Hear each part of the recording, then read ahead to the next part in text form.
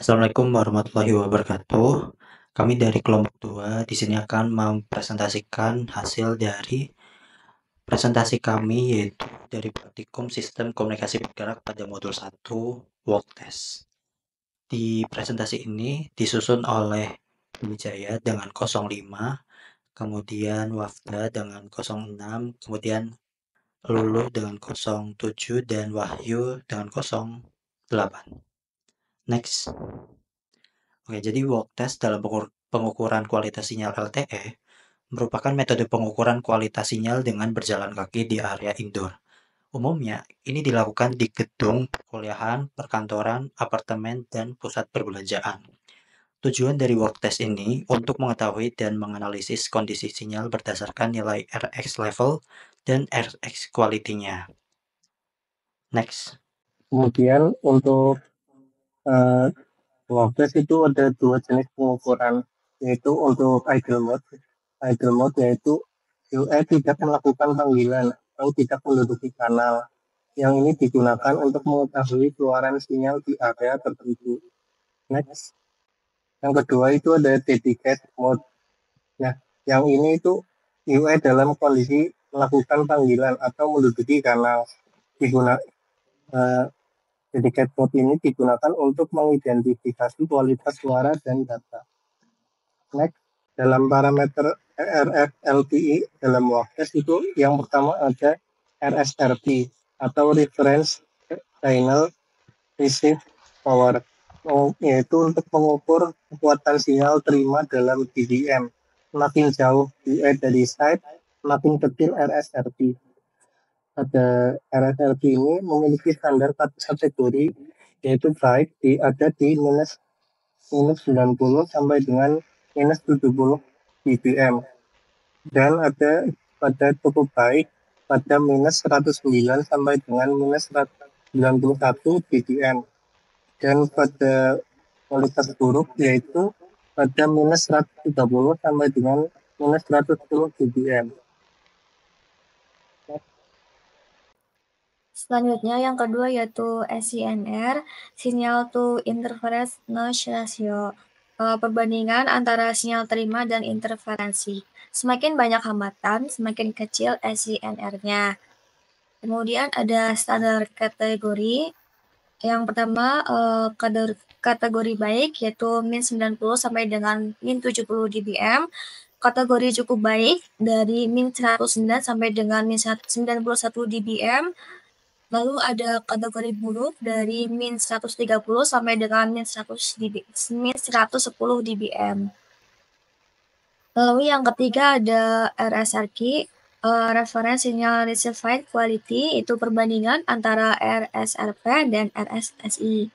Standar kategorinya yaitu ada baik, yaitu lebih besar dari min 12 dB.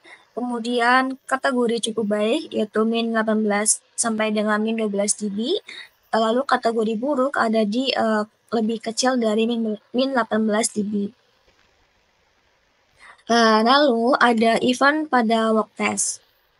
Itu ada call stop, proses memulai panggilan, ada call establish yaitu panggilan sedang berlangsung.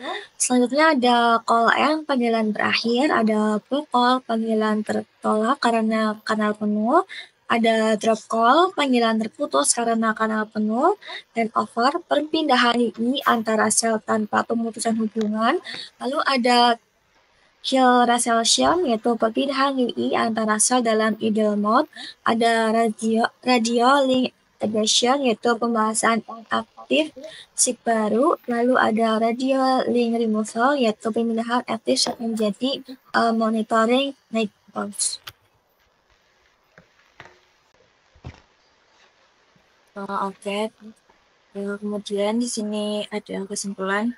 Dapat disimpulkan dari hasil praktikum kami, walk test adalah metode untuk mengukur kualitas sinyal di dalam ruangan. Pengukuran ini bisa dilakukan dalam dua mode, yaitu idle mode saat perangkat tidak aktif dalam panggilan atau data. Kemudian ada dedicated mode, yaitu saat perangkat sedang digunakan untuk komunikasi. Kemudian kualitas sinyal LTE dalam walk test ditentukan oleh beberapa parameter. Yang pertama seperti RSRP yang mengukur kualitas sinyal, kemudian ada SINR yang menunjukkan seberapa bersih sinyal dari gangguan, dan RSRQ yang mencerminkan kualitas sinyal secara keseluruhan. Dengan walk test, area dengan sinyal lemah bisa diidentifikasi agar jaringannya bisa dioptimalkan. Next.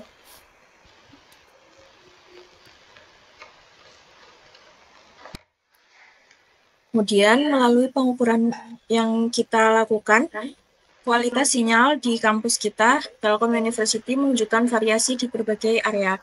Secara umumnya, sinyal di sekitar gedung IT Telkom terpantau cukup stabil, dengan dominasi warna hijau dan biru yang menandakan kualitas sinyalnya itu baik hingga sedang. Namun, di area sekitar himpunan mahasiswa teknik elektro, terdapat beberapa titik kuning yang menunjukkan adanya penurunan kualitas sinyal.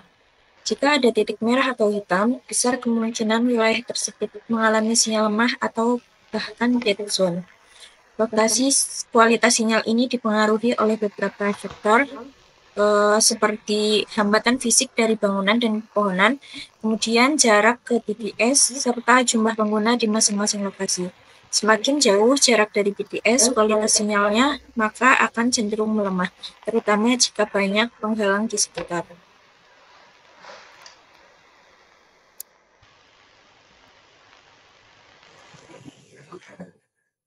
Next.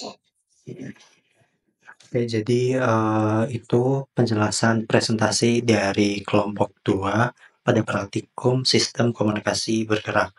Dan kesimpulan tadi, kami telah melakukan praktikum untuk sistem komunikasi bergerak pada modul 1 walk test menggunakan aplikasi Gtrack, dan dari masing-masing mahasiswa mendapatkan hasil yang berbeda-beda. Kurang lebihnya dari kelompok 2 cukup sekian, mohon maaf jika ada kesalahan. Terima kasih. Wassalamualaikum warahmatullahi wabarakatuh.